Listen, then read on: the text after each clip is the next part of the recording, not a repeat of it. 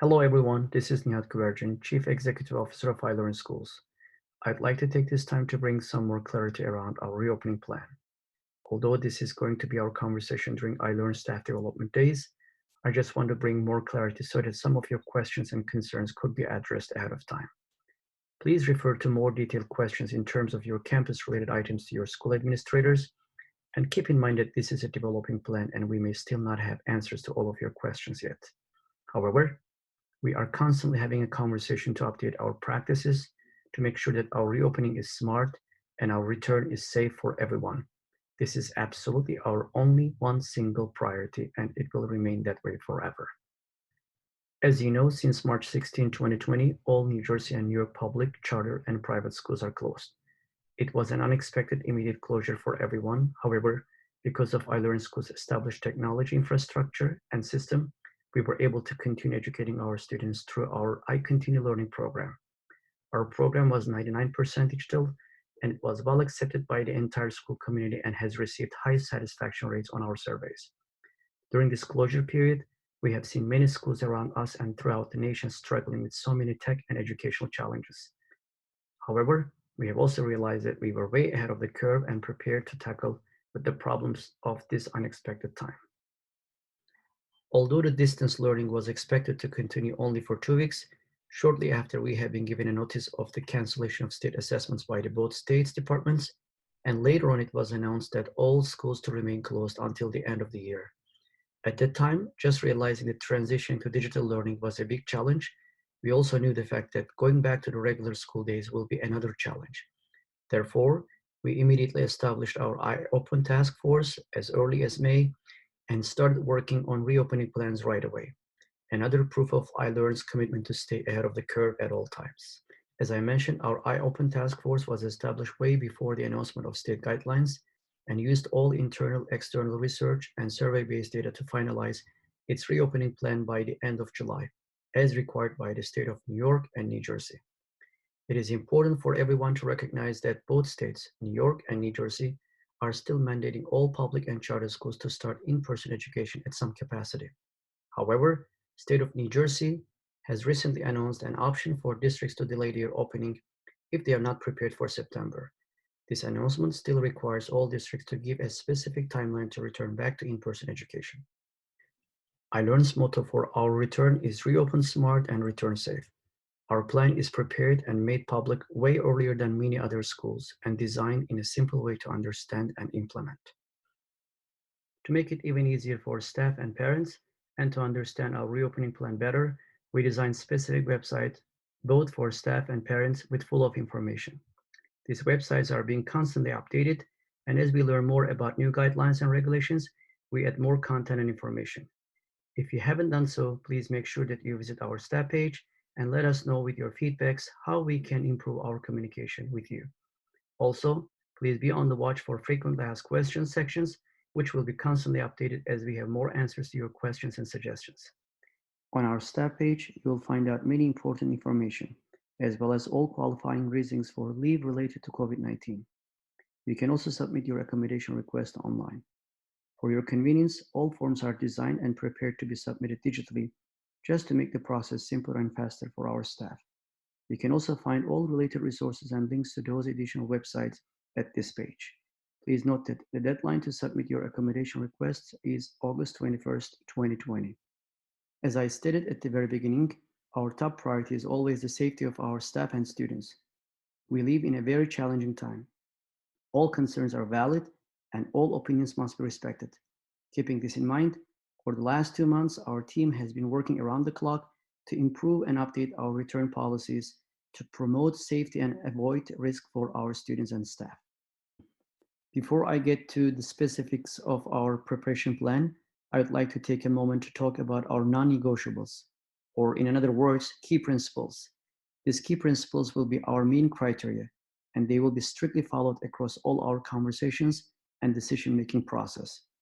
It is highly important that everyone understands science will inform and drive all our decisions, and as the virus continues to evolve, our decisions must evolve as well.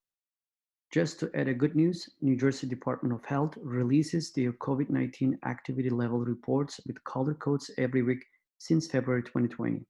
As you can see on the table, the report shows low level of activity and all green at the northwest and northeast areas in New Jersey. We hope that this trend will continue to get better across all our states, the nation, and all around the world. Now it's time to talk about more the specific of our reopening plan. I'll try to outline our preparation under 7 different slides.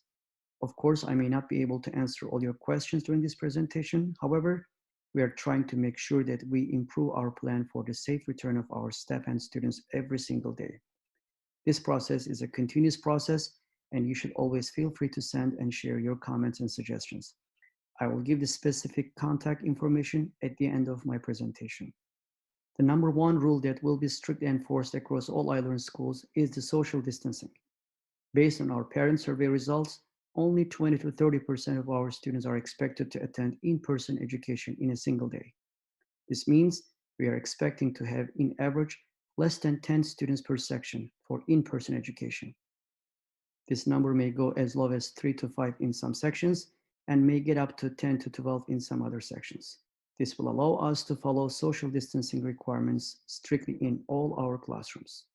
In addition, all students will be assigned a specific seat for contact tracing purposes, and students will be mandated to sit to their assigned seats at all times, and no students group work will be permitted. You will see occupancy signs in all meeting areas, and no additional personnel exceeding the maximum capacity will be permitted.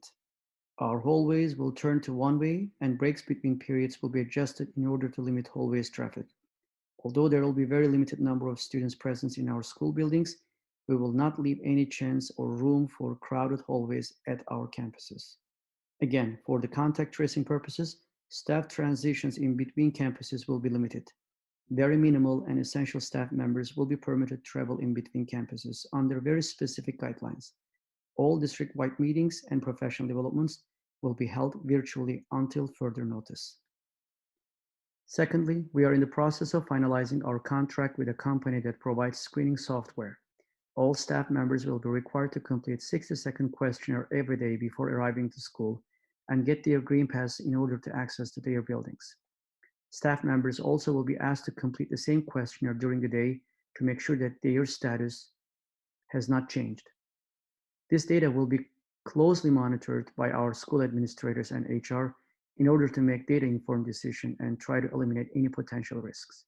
It is still a question that we will discuss and finalize if this software should be mandated for in-person students. Number 3, temperature check is a must for everyone entering the school campuses.